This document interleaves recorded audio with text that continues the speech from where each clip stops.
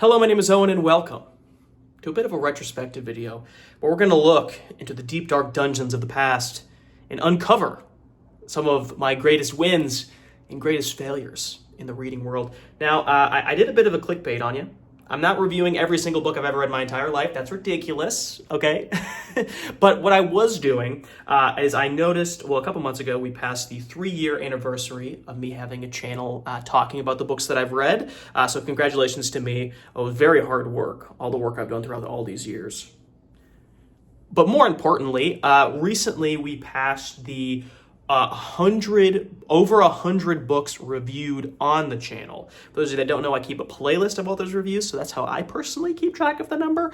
And I've said this before, what I like to use this channel as is basically a gathering point, a library of sorts of all the books that I've read and the thoughts that I had about them as I read them, because even the majority of those books that I've read since I started the channel 3 years ago, the majority of them I cannot conjure up the feelings that I had when I read them or the thoughts that I had, even the ones that I liked. Because most of the books I read, I enjoy, but I'm pretty neutral about, and it's kind of in one ear out the other. But even the books that I really enjoy throughout my life, eventually, the plot details, they get a little bit murkier. The way that makes you feel, the emotions, the themes, the way it impacts you eventually fades away, right? There are those few special books that really put a stamp on your soul and you really carry with you, and you remember very, very specific things about those books, and those are your favorite books of all time, right? So we're not really talking about all of those books, right? We're looking at that list of, I believe it's 103 now, and kind of examining those books. What are those books that have made a stamp on me as a reader since then? And what are the worst books that I've read that I've had such a negative reaction from me that they come to the forefront of my brain as, yeah, that's still a bad book? Because I was looking through that list and someone was like, yeah, I didn't really enjoy that one, but I didn't feel vitriol towards it. It didn't affect my life in a negative way, so it's not going to make this list, right? So basically we have a top 5, we have a bottom 5, and we have a lot of reflections in the middle as well, how I've evolved as a reader. And I don't know if it's because I'm just becoming more wise, becoming more mature as an adult, or it's because of the process of having to talk about these books and having to examine them in a verbal way, perhaps changes how I think about books and what the kind of books I'm seeking out, therefore changing my taste subtly. I think it's a bit of column A and column B. So I kind of want to talk about that a little bit as well. So we're also not ranking every 103 books in a list order. That's also ridiculous because I also don't have a rating scale, so it's all very subjective. We're just talking generally about the top and the bottom and just some reflections in between, okay? So we're going to start off right at the top. It was our book of the year in 2022, because we're currently in 2025. Book of the year in 2022, it was The Count of Monte Cristo by Alexander Dumas. And this is an interesting, I don't know if it's a reading milestone, but it was for me on the channel at least. This was the first really brick classic that I had taken the initiative to read outside of the confines of a school system, right? It wasn't mandated by my classes or something like that. I'd always enjoyed classics, reading them in school. And I'd read classics even on the channel. I believe one of the earliest books we read was 20,000 Leagues Under the Sea. But that was a fairly small book. But this is really a brick that I undertook on my own. And I really fell in love with the story. I think Dumas, and I said this in my review of Three Musketeers as well, he's very much an adventure writer, very grand, very epic adventure, which aligns a lot with my taste in modern day. But to kind of have that feeling in a classic book, obviously it has classic styles, it reads a little bit slower. It's it was impressive to me at the time reading it. I was surprised by how much fun it was and how engaging it was to read. And I think Count of Monte Cristo specifically is a really fantastic character analysis of this man seeking revenge and the cost it has on his being and his soul, and also kind of the differences between the first half when he's just a normal guy being betrayed versus the second when he becomes the Count. I think it's a really well-crafted story, and it's really about this theme of the cost of revenge set at the background of this epic adventure. And I just thoroughly enjoyed the whole thing, and I really took my time with it as well.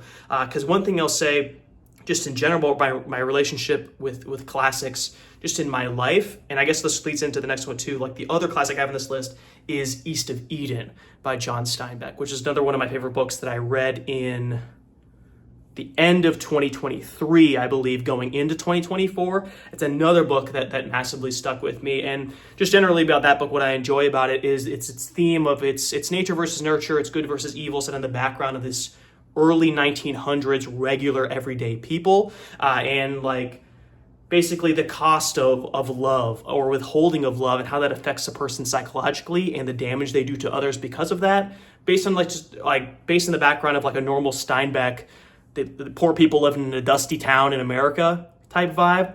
And it's kind of hard to explain why I like that book so much, other than the way that he conveys like humanity in a very deep but very direct way really just tickles my fancy. But going back to my general thing about, so that's another book on this list. That's two of them, right? Count of Monte Cristo and John Steinbeck, East of Eden. So two classics that are on this list. And in general, I do really enjoy reading classics, but even these two books that I really, really enjoy, I find it difficult to read them. Just because of their age, their writing style, they are inherently slower paced.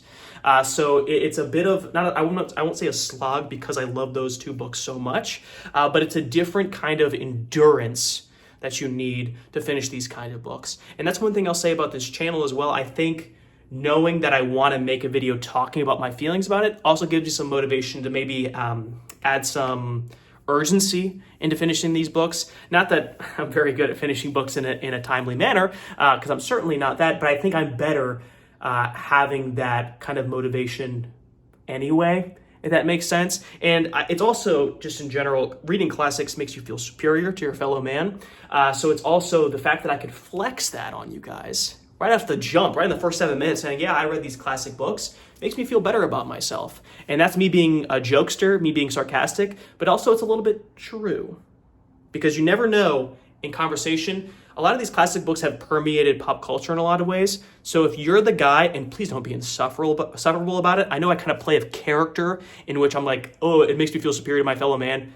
That's like, you can like use this to benefit yourself, because it's so like these like themes like Count of Monte Cristo, good versus evil, nature versus nurture, can improve your everyday life, right? And you get a lot of these fantastic themes and improves yourself as a moral person if you absorb some of these themes.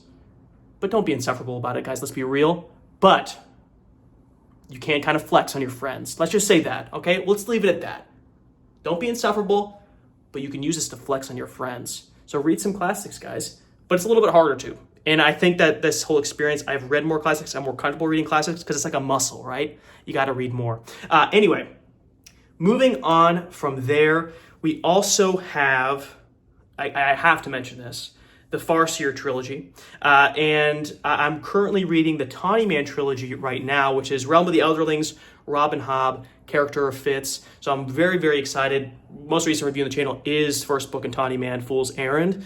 But the Farseer trilogy was something that really just took me full force in terms of like Robb and Hobb as an author. Her writing style, her slice of life fantasy style is like something I say now is like my favorite style of writing.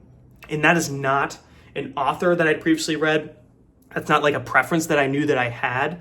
And that's something in general too about this list that I found very surprising, is a lot of my favorite authors now of all time, like people I would listen to say my favorite authors, are ones I hadn't discovered until I started this channel. And it's partially because like this is just the era of my life that I happen to find them in, but also because of interacting with you guys and having recommendations or kind of delving into the space a little bit more.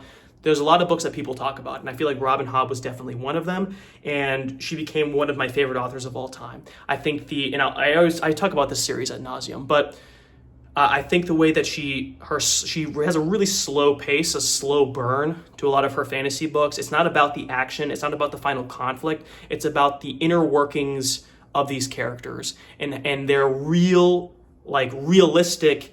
human problems and human dilemmas inside their own head, and fighting against their own nature and their character and their personality, and how that gets them into like personal troubles in the context of a fantasy world. It's realistic human problems, but there's also dragons flying outside, which is something that I really, really enjoy about her. And I just think that she's a fantastic writer, and that trilogy in specific, but really this is a tribute to Robin Hobb in general, is really something that specifically touched me, right? And I think Fitz is one of the most relatable characters in literature, period.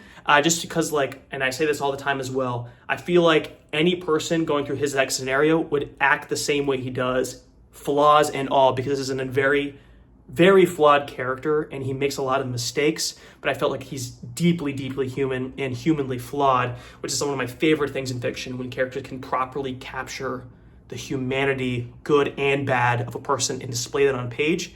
It's incredibly hard to do, and I feel like a lot of times as readers, we absolutely take that for granted. So Farseer trilogy as a whole has to get credit for that, and I'm just going to go far as say is like that's just Robin Hobb in general. It's one of my favorite books. Robin Hobb, everything she's ever written, I guess, or everything she's written that I've read, has really impacted me in that way, and it's very, very impressive. Before we wrap up the top list, we're going to jump over to the bottom list, the dishonorable mentions, you could say, of the worst books that I read in that 103. And in general, guys, I'm not really a hater. I don't hate any of these books on the list, so let's just say they're my greatest disappointments that I'd read in this time. And starting off, it's going to be the one like, oh, classic.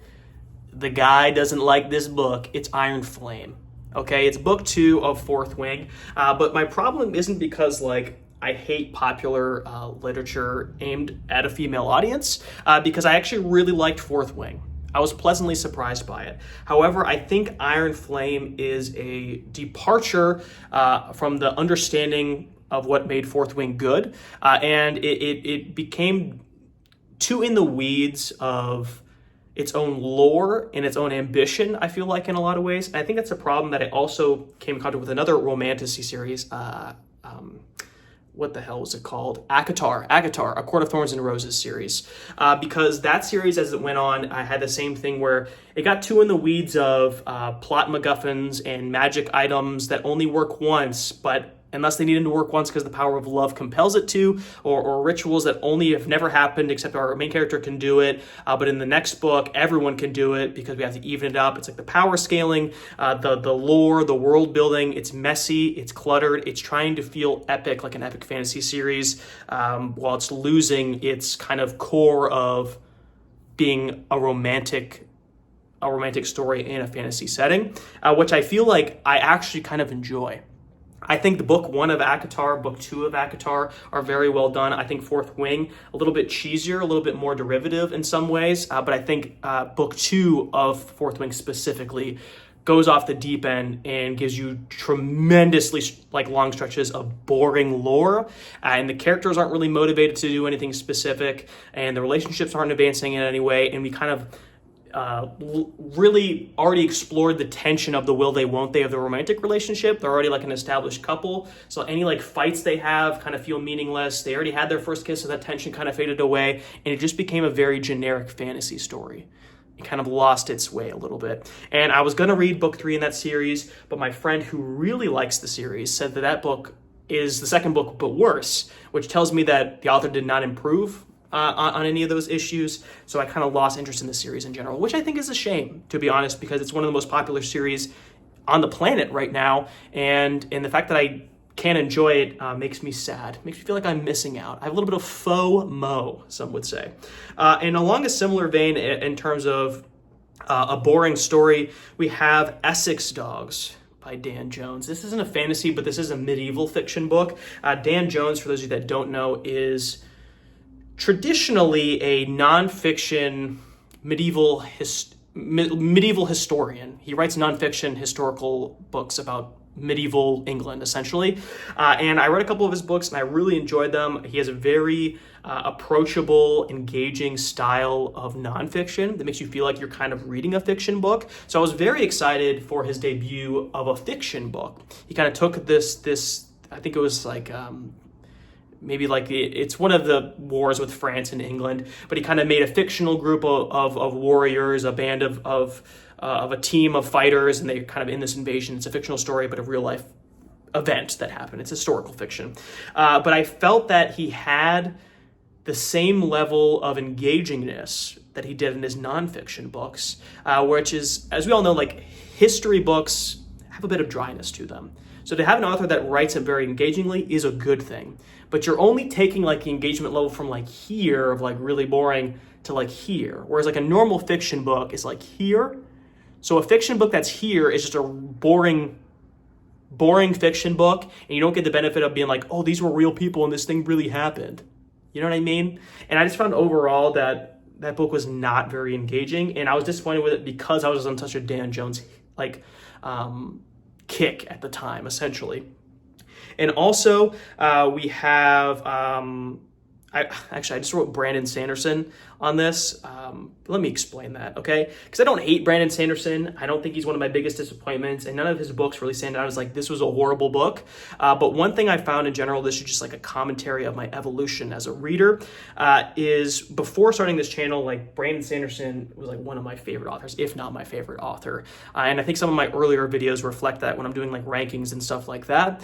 And as I'm reading more fantasy books, obviously I get exposure to a lot more things, get more specific about my taste, a la Robin Hobb and that slice of life, that slower pace stuff I kind of gravitate towards now. But I just found myself in recent years being more disappointed with Brandon Sanderson than I've been happy with them. And my reread of the Stormlight Archive kind of proved to me it wasn't that like I outgrown Brandon Sanderson, because I still really liked those early Stormlight books. And I reread Mistborn a number of years ago as well, and I thought that held up really well. Where I was really disappointed with him was the Secret Projects. I started reading a couple of them, and I couldn't finish any of them, which is out of character for me and Brandon Sanderson. And then also, you guys might have seen my Wind and Truth review, but my thoughts kind of echoed, maybe less aggressively than everybody else, where I thought it was a little bit of a letdown. I thought it was a departure from what I liked about the series and the direction that's going. It's very clear he has a specific intention. He kind of wants to lean into this whole Cosmere, worlds collide, travel between planets, exploration of the combination of magic systems, taking him to new eras type vision, where I just like the early books in that series where it's a little bit more grounded. It's a fantasy world where they have these special cool powers. Things just kind of got out of hand in terms of scale for me.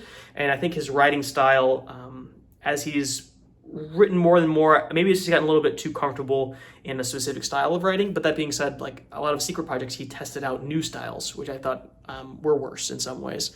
Trust of the Elmer Sea was a book that a lot of people like that I could not finish. And that was kind of a departure in style for him. But overall, he's definitely been someone I've kind of been falling out of favor with in the last couple of years. And he's fallen out of my top author rankings, I think completely now. And he's gotten to the point where it's like, I don't know if I'm interested in a lot of the stuff coming out now. So it's just as I read that last Stormlight book that didn't really resolve anything for me. So that's really the bottom ones there.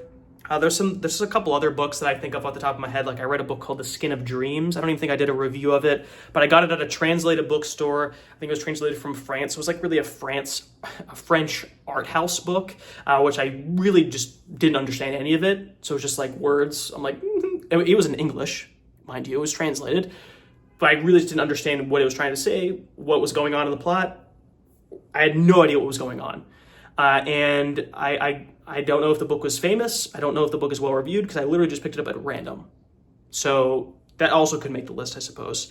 Honorable mentions before we do the final rounding out of my favorite books that I've read. I will say a lot of the books that I read last year stick out to me. They kind of occupy some portions of my brain now. Book of the New Sun, one of the most engaging, unique reading experiences I've had reading a fantasy series. Also just because of the vibe of how I was reading it. Like it was just like there's a library here downtown in the city that I live where like these books are kind of like in a dusty old corner and like in the midst of like the maze of shelves. I found the book. I'm like, well, this looks interesting, and it was recommended to me, and then it's gonna be my book of the month. When I was doing like book of the month recommendations, I'm like, oh, here it is. It's an old weird kind of style cover, and I read that series, and it was unique. It was weird. I didn't know if I was getting it the whole time. And Sam, who's a frequent commenter, got a Triangle Zone, is obsessed with this series. And he's like, yes, delve into the minds of Book of the New Sun. And I'm like, what's going on?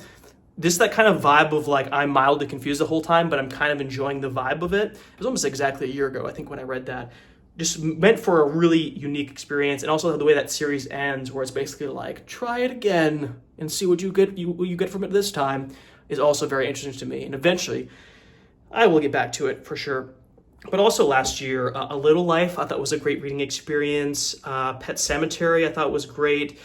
Going back to some authors that I kind of fell in love with over this time, Taylor Jenkins Reid is a huge author for me now. I think she's so consistent in her work. And I'm actually reading Malibu Rising from her right now. But I kind of said a couple months ago when I read Carrie Soto, where it's like, she's such a great refresher author. Every time I'm in a slump, Taylor Jenkins Reid has great stories, has great characters, and it's fairly short, it's direct, it's to the point, it's just a fantastic, efficient writer, and it's not fluff. It's got some meaning to it, it's got some heart to it. I think Taylor Jenkins Reid is like one of my favorite modern authors, I think. Really solid stuff that I probably never would have read any of her work without the impetus, the inciting incident of me doing this channel and kind of branching out into different reading genres that way. In a similar vein, Frederick Bachman, I read a lot of his books early on in the channel, Man Called Ove, the Beartown Trilogy, Anxious People, and I think he just came out with a new book as well, which I might have to check out. It's been a while since I read one of his books, but he's another author I kind of stumbled on because of this. But the biggest author that I stumbled upon because of this channel, we'll say this one, because the other thing on my top list is Children of Dune, actually, by Frank Herbert. The third book in the Dune series. I still never read God Emperor, but Dune was a book I read before I started the channel, but I kind of was re-pushed to reread it because of the monthly recommendations, reread Dune 1, and I think the movie was coming out as well, or the movie just came out, part 2. But I read the Dune Messiah, which I really enjoyed, and then Children of Dune really surprised me by how much I liked it, because everything I thought of, like outside of pop culture, was like, that's the weird book. You don't want to read that book. It's too weird. It's only for massive nerds who like really get into the depths of the series. I'm like, okay, I'm not really that guy. Don't really like sci-fi that much. But because of the motivation of that channel, Children of Dune, I think, is the best Dune book of the first 3, at least, because I haven't read any ones after that. And it really stuck with me as a fantastic, fun sci-fi book. And it makes me more passionate about the Dune series as a whole that book exists. If it's just the first book, if I'm being honest with you, I think it's great. I don't think it's world-changing for me.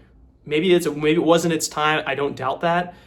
But like modern day Owen now, reading Dune 1 didn't change my life. I thought the movies were better, to be honest with you. Whoa, hey. Dune Messiah I thought was great. Children of Dune, though, is a fantastic book, and I hope they make that into a movie, because I know more people need to experience that story a little bit, I think, okay? Circling back to authors that I discovered because of this channel, and I'm very grateful to have this channel for, because I literally would not have read this author at all, and one of my favorite authors of all time, at all. I don't know why I kept saying that.